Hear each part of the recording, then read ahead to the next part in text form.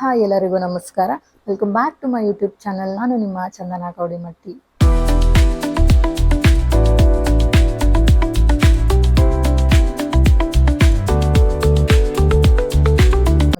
ಈ ವಿಡಿಯೋಲಿ ನಿಮಗೆ ಡಾರ್ಜಿಲಿಂಗಿಂದ ನೇಪಾಳಿಗೆ ಹೇಗೆ ಹೋಗೋದು, ಯಾವ್ದೆಲ್ಲ ಡಾಕ್ಯುಮೆಂಟ್ಸ್ ಬೇಕು, ಹಾಗೆಯೇ ಡಾರ್ಜಿಲಿಂಗ್ನ ಫೇಮಸ್ ಟಾಯ್ ಟ್ರೈನ್, ಪೀಸ್ ಪಗೋಡ ಎಲ್ಲನೂ ಕವರ್ ಮಾಡ್ತೀನಿ. ಲೇಟ್ ಮಾಡೋದು ಬೇಡ, let's get started.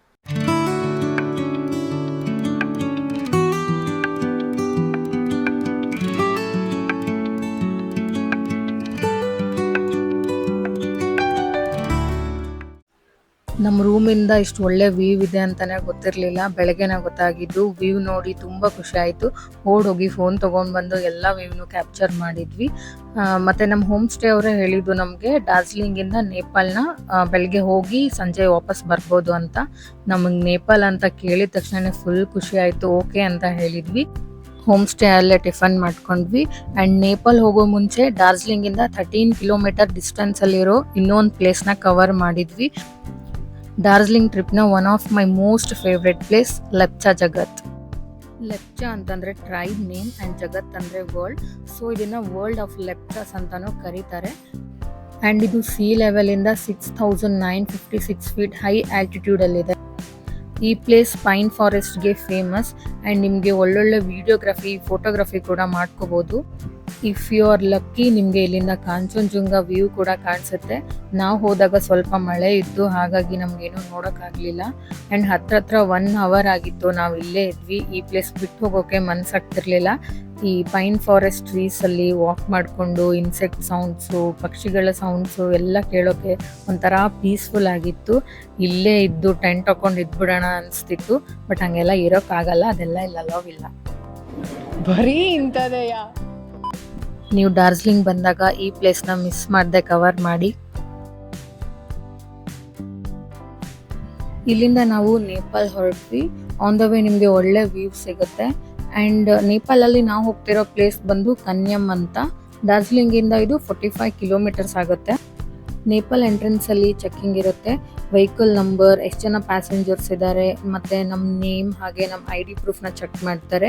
ID ಪ್ರೂಫಲ್ಲಿ driving licence ಇಲ್ಲ, ವೋಟರ್ ID ಅಲೋವ್ ಮಾಡ್ತಾರೆ. ಆಧಾರ್ ಕಾರ್ಡ್ ಅಲೋವ್ ಇಲ್ಲ. ಇದು 1 ಡೇಗೆ ಮಾತ್ರ ಪರ್ಮಿಷನ್ನು. ಬೆಳಗ್ಗೆ ನಾವು ನೇಪಾಳ ಎಂಟರ್ ಆದರೆ ಅಟ್ ಎನಿ ಕಾಸ್ಟ್ ನಾವು ಸಂಜೆ ಬೈ 7-7:30 ನಾವು ರಿಟರ್ನ್ ಆಗಬೇಕು. ಇಲ್ಲಿ ಬಿಸಿ ಬಿಸಿ ಮೋಮೋಸ್ ಜೊತೆಗೆ ಖಾರ ಚಟ್ನಿ ಕೊಡ್ತಾರೆ. ಈ ಚಳಿಗೆ ಒಳ್ಳೆ ಕಾಂಬಿನೇಷನ್. ಇಲ್ಲಿ ಹಾರ್ಸ್ ರೈಡ್ ಕೂಡ ಅವೈಲೇಬಲ್ ಇದೆ. ನಾವು ಕೂರ್ಲಿಲ್ಲ, ಮಳೆಗೆ ಎಲ್ಲಿ ಕೂತ್ರೆ ಓಡೋಗ್ಬಿಡುತ್ತೋ ಅನ್ನೋ ಭಯ ಆಗಿ ದೂರದಿಂದನೇ ನೋಡ್ಕೊಂಡು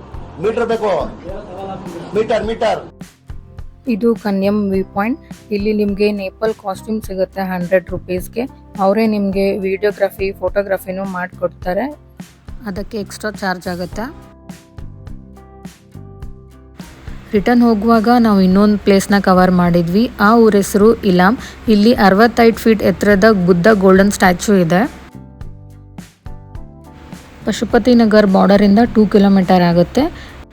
entry ticket 20 rupees per head. ಇದು ಬಾರ್ಡರ್ ಇರೋದ್ರಿಂದ ಇಲ್ಲಿ ಇಂಡಿಯನ್ ಕರೆನ್ಸಿನೂ ತಗೋತಾರೆ. ನೇಪಾಳ ಎಂಟರ್ ಆದಮೇಲೆ ನಿಮ್ಮ ಸಿಮ್ ವರ್ಕ್ ಆಗಲ್ಲ, ಫೋನ್ಪೇ, ಗೂಗಲ್ ಪೇ ಏನೂ ಆಕ್ಸೆಪ್ಟ್ ಆಗಲ್ಲ. ಸೊ ಕಂಪಲ್ಸರಿ ನೀವು ಕ್ಯಾಶ್ ಕ್ಯಾರಿ ಮಾಡಬೇಕು. ಇಲ್ಲಿಂದನೂ ಒಳ್ಳೆ ವ್ಯೂ ಪಾಯಿಂಟ್ ಸಿಗುತ್ತೆ. ಆ್ಯಂಡ್ ಸ್ಟ್ಯಾಚ್ಯೂ ಸುತ್ತಲೂ ನಿಮಗೆ ಟೀ ಗಾರ್ಡನ್ಸ್ ಹಾಗೆ ಹ್ಯಾಂಗಿಂಗ್ ಬ್ರಿಡ್ಜ್ ಇದೆ. ಈ ಬ್ರಿಡ್ಜ್ ಥ್ರೂ ನೀವು ಟೀ ಗಾರ್ಡನ್ ಹೋಗಿ ಒಳ್ಳೊಳ್ಳೆ ಫೋಟೋಶೂಟ್ಸ್ ಮಾಡ್ಕೋಬೋದು. ಹಾಗೆಯೇ ಟೀ, ಕಾಫಿ, ಚೌಮೀನ್ ಎಲ್ಲ ಅವೈಲೇಬಲ್ ಇದೆ. ಆರಾಮಾಗಿ ವ್ಯೂ ನೋಡಿಕೊಂಡು ತಿನ್ಬೋದು.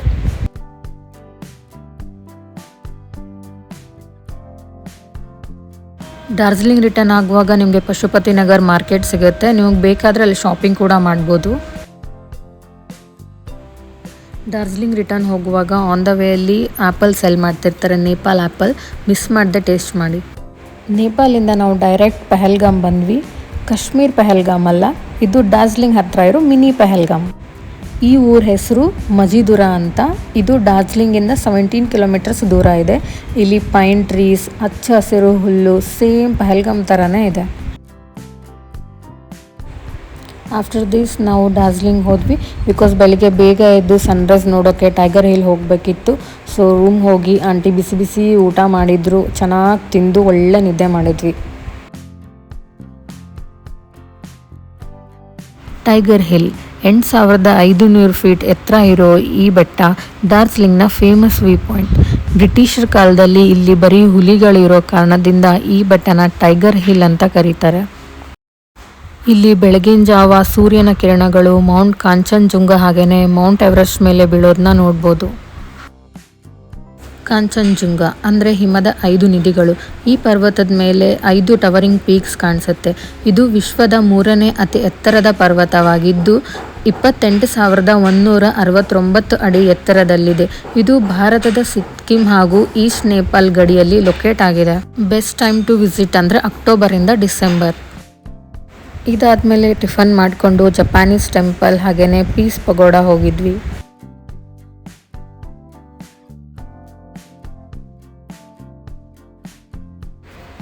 ಪೀಸ್ ಪಗೋಡ ಅಂದರೆ ಶಾಂತಿ ಸ್ತೂಪ.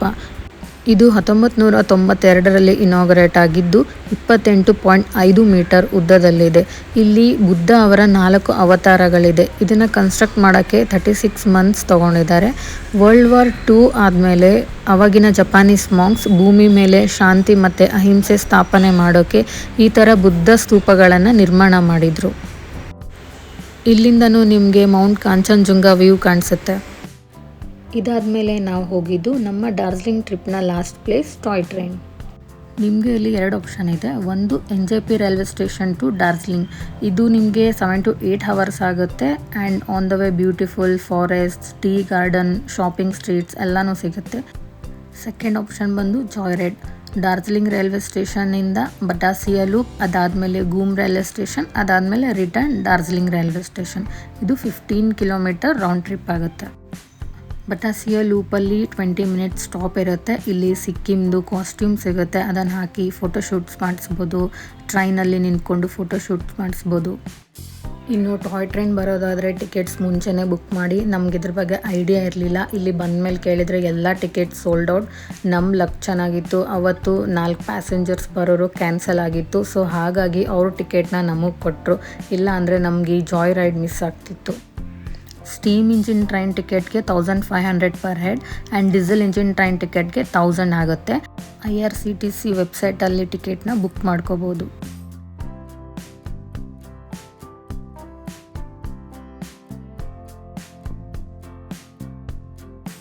ಇನ್ನು ಜಾಯ್ ರೈಡಲ್ಲಿ ಹೋಲ್ ಡಾರ್ಜಿಲಿಂಗ್ ಸಿಟಿ ಕವರ್ ಆಗುತ್ತೆ. ಟ್ರೈನಲ್ಲೇ ಕೂತ್ಕೊಂಡು ಎಲ್ಲ ವ್ಯೂಸ್ ನೋಡ್ಬೋದು.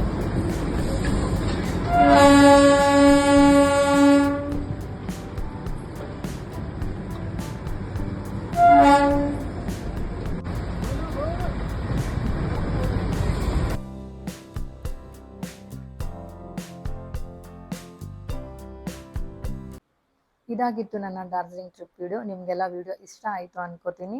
ಆ್ಯಂಡ್ ನಾವು ರೋಪ್ ವೇ ಮತ್ತು ಝೂ ಕವರ್ ಮಾಡೋಕ್ಕಾಗಲಿಲ್ಲ. ರೋಪ್ ವೇ ನಾವು ಸಿಕ್ಕಿಮಲ್ಲಿ ಹೋಗಬೇಕು ಅಂತ ಅಂದ್ಕೊಂಡ್ವಿ, ಸೊ ನಾವು ಇಲ್ಲಿ ಕವರ್ ಮಾಡಲಿಲ್ಲ. ಆ್ಯಂಡ್ ಝೂ ಬಂದು 4:30 ಕ್ಲೋಸ್ ಆಗುತ್ತೆ. ನಾವು ಹೋಗೋದು ಫುಲ್ ಲೇಟ್ ಆಗಿಬಿಟ್ಟಿತ್ತು, ಸೊ ನಾವು ಅಲ್ಲೂ ಹೋಗೋಕ್ಕಾಗಲಿಲ್ಲ. ನಿಮಗೆ ಝೂ ಹೋಗೋಕ್ಕಿದ್ರೆ ವಿತಿನ್ 4:30 ನೀವು ಅಲ್ಲಿ ಹೋಗಬೇಕು. And every Thursday zoo close ಇರುತ್ತೆ. ಎಂಟ್ರೆನ್ಸ್ ಚಾರ್ಜ್ ಬಂದು 100 ರೂಪೀಸ್ ಪರ್ ಹೆಡ್. ಅದಾದಮೇಲೆ 10 to 25 ರೂಪೀಸ್ ಫೋನ್ ಎಲ್ಲ ಕ್ಯಾಮ್ರಾ ಚಾರ್ಜ್ ಆಗುತ್ತೆ. ನಿಮಗೆಲ್ಲ ಈ ವಿಡಿಯೋ ಇಷ್ಟ ಆಯಿತು ಅಂತ ಭಾವಿಸ್ತೀನಿ. ನಿಮ್ಮ ಫ್ಯಾಮಿಲಿ ಆ್ಯಂಡ್ ಫ್ರೆಂಡ್ಸ್ ಜೊತೆಗೆ ಶೇರ್ ಮಾಡ್ಕೊಳ್ಳಿ. ನನ್ನ ಚಾನೆಲ್ನ ಸಪೋರ್ಟ್ ಮಾಡಿ. ಮುಂದಿನ ವಿಡಿಯೋಲಿ ಸಿಗೋಣ. ಹರೇ ಕೃಷ್ಣ.